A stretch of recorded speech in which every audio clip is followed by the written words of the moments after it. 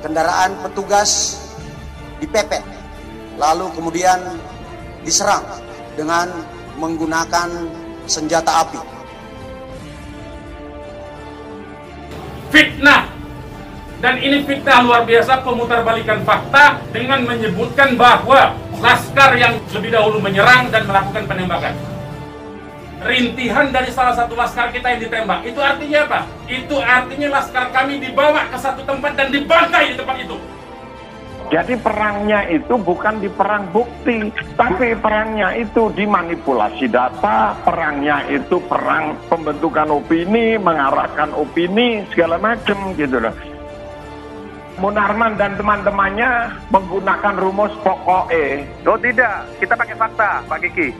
Lah, faktanya adalah kita tunggu aja di pengadilan nanti. Anda mau ngomong apa kalau ada rekamannya? CCTV masih dikumpulkan oleh penyidik. Rangkaian dari mulai CCTV yang ada di sana, memang ada 3 rangkaian server yang ada, dan sampai dengan di Jalan Cikampek, ini masih dikumpulkan oleh penyidik untuk dilakukan ekstrak. Sudah melakukan bukti yang ada bahwa senjata api itu adalah pemilikannya adalah pelaku yang melakukan penyerangan. Fitnah besar kalau laskar kita disebut membawa senjata api dan tembak-menembak. Fitnah itu.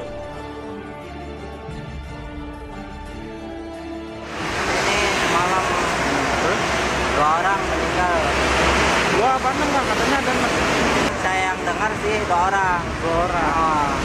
Tapi saya nggak lihat kejadiannya langsung karena nggak berani. Mewaspadai ancaman baru setelah tewasnya 6 laskar khusus FPI. Organisasi bajingan. Tulis saja bajingan, pasar ragu-ragu. Usai tewasnya 6 orang pengikut Rizik Syihab yang tembak polisi pada Senin dini hari, membuat konflik antara aparat dengan FPI semakin memanas. Ditambah dengan narasi kontra yang dilancarkan oleh pihak FPI untuk membantah pernyataan pihak aparat atas insiden yang menewaskan ke-6 anggotanya. Jadi fitnah, dan ini fitnah luar biasa, pemutarbalikan fakta dengan menyebutkan bahwa laskar yang lebih dahulu menyerang dan melakukan penembakan. Terkait dengan hal tersebut, setidaknya ada 2 hal yang perlu diwaspadai, yakni serangan fisik dalam bentuk kekerasan dan propaganda untuk memanipulasi opini rakyat. Jika selama ini FPI diketahui sering melakukan intimidasi dengan ujaran-ujaran kebencian dan kata-kata kasar, maka insiden tersebut telah menandakan jika kelompok pengikut Rizik ini tak segan-segan untuk melakukan tindak kekerasan. Ini langsung dari kediaman Mahfud MD yang berada di Kota Pamekasan. Rumah ibunda Pak Mahfud MD akan dibakar kalau Habib Rizik sampai diproses hukum.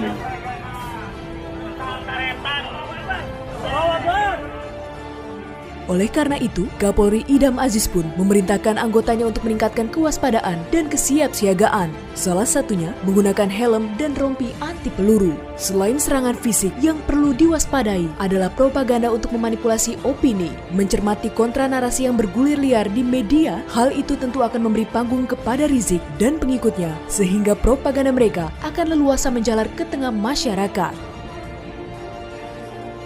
Mau presiden, mau menteri, mau para jenderal TNI dan Polri, hati-hati kalian. Tapi kalau sudah ditawarkan kedamaian, ditawarkan dialog, ditawarkan rekonsiliasi, mereka ternyata congkak, angkuh, sombong, merasa paling besar, merasa paling kuat. Demi Allah, habaib ulama dan umat Islam tidak akan pernah mundur jihad untuk melawan kezaliman saudara. Takbir. Apabila hal itu terus dibiarkan, tentu akan menimbulkan gesekan yang lebih dalam di masyarakat. Seperti yang terjadi di Makassar, di mana para pendemo penolak Habib Rizik diserang oleh kelompok yang diduga anggota FPI. Yang bertarung, para juga jual Makassar. Woi.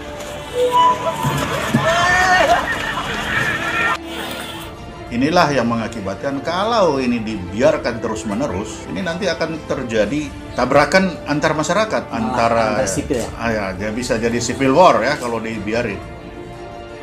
Tidak hanya itu, persinggungan propaganda yang liar juga akan menyediakan ruang bagi tindakan-tindakan yang mengancam keamanan masyarakat dan negara. Bodoh yang menghukum. Menghukum bodoh. Berdarah, Pak. Berdarah, Pak.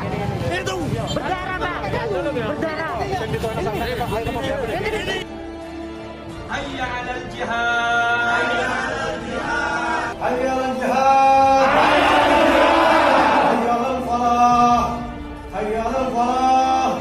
Allahu akbar.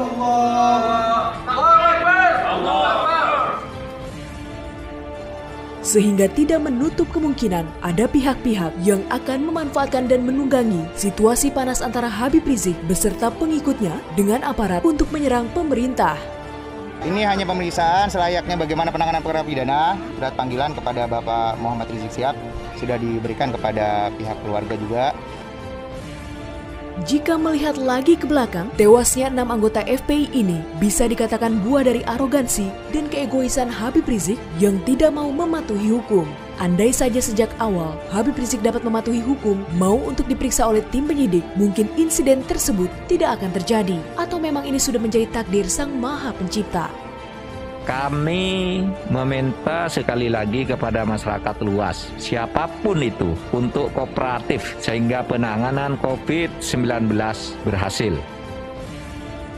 Atas sikap Habib Rizik yang selalu menghindar dari penyelidikan hukum, maka timbul pertanyaan apa yang ditakutkan oleh Imam Besar FPI ini terhadap penyelidikan yang akan dilakukan kepadanya kalau memang dirinya tidak merasa bersalah.